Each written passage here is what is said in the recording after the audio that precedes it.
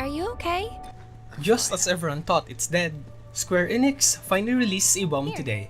So This is stay for with you. us as we run down the 7 things that we know about the remake of Final Fantasy VII.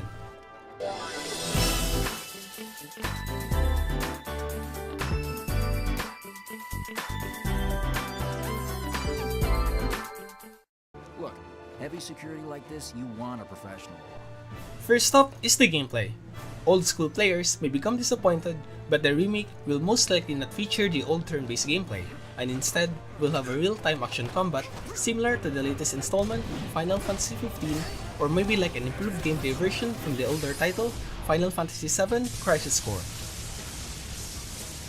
In previous interviews with Square Enix, they have discussed that in order to accommodate more Western audience, they have to let go of the turn-based combat and lean more on real-time action gameplay.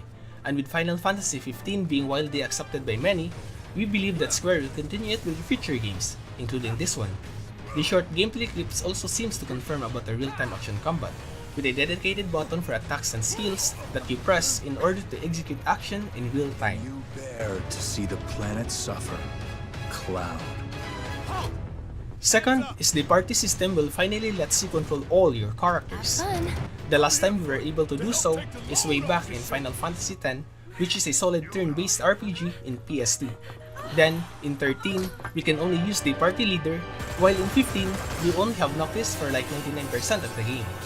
And it's a great welcome to know that you can actually switch between members in this new iteration. But how will it be done? Well, if you have been following Final Fantasy since at least the PS3 era, Tetsuya Nomura, the director of the current Final Fantasy VII Remake, had a party gameplay concept introduced before in Final Fantasy Versus 13. Eventually, he departed the project to focus on Kingdom Hearts 3, and the party system feature, among many others, did not make it through the final game. But the gameplay structure is already there, and Nomura will most likely use again this concept in this remake, where you cycle through the party with L2 and R2 button, while the remaining members will be controlled by the AI. The third one is the game is not episodic, or kinda. When the remake was announced last 2015, the gaming world has celebrated widely. Later on, news spread about the episodic release of the game has dampened the hype. But since then, it was cleared by Square Enix that the term episodic does not relate to the likes of Telltale games.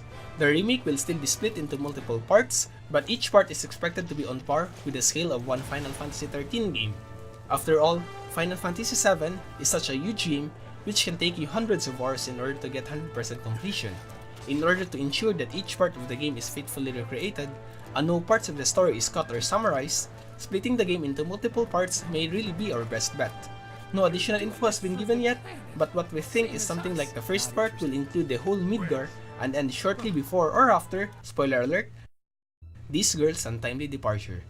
Also, it was mentioned that there will be additional parts, which mean expanding the story of our beloved franchise, making those who already knows the story still looks forward for these additional contents. So, what's our next move, boss? Fourth, the game will feature a free roaming map. We won't directly say it's an open world RPG, since it's no way been announced something like that, but it will most likely feature a huge map like the whole city of Midgar, which you can explore freely later in the game. Think of the first part of Final Fantasy XV, complete with the side quests and activities confirmed by the developers.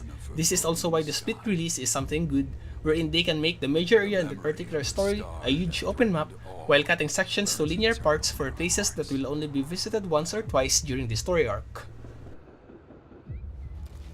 Fifth is the game will be released exclusively on PlayStation console first. In majority of its life, Final Fantasy games had a history of being a PlayStation exclusive, but which started to change since Final Fantasy XIII, since both 13 and 15 had seen released on both Xbox and PC. That's why we believe that the remake will only be a timed exclusive on PlayStation and will follow suit later on different platforms, especially since Square's direction is to tap to a more wider audience than before.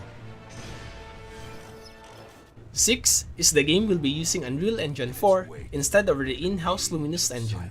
Final Fantasy has also been known for their graphics fidelity since the 7th installment, and the Luminous showcase before has shown us how great the future graphics could be. However, we cannot disregard the fact that in-house exclusive engine may be difficult to evolve and improve with only a handful of people knowing it. pretty much like how the developers of Anthem has pointed out the issues on Frostbite. So switching engines to pretty popular one can help lessen the issues and potentially hasten the development time, with most fixes in the major problems in the engine can even be searchable in the net. And with how the graphics quality looks so far, we cannot even differentiate it with the looks in Final Fantasy XV. And finally, the 7th is the release date.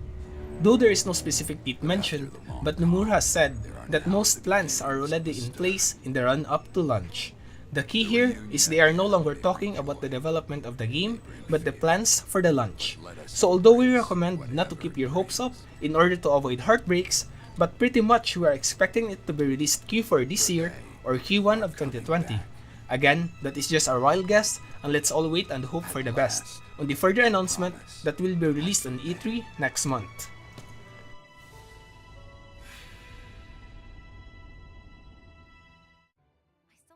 It has been 4 long years since the first announcement, then followed by severe drought of information regarding this highly anticipated remake. So what do you think on the latest trailer? And what are your expectations on the game? Should we now start again the hype train for this much beloved game?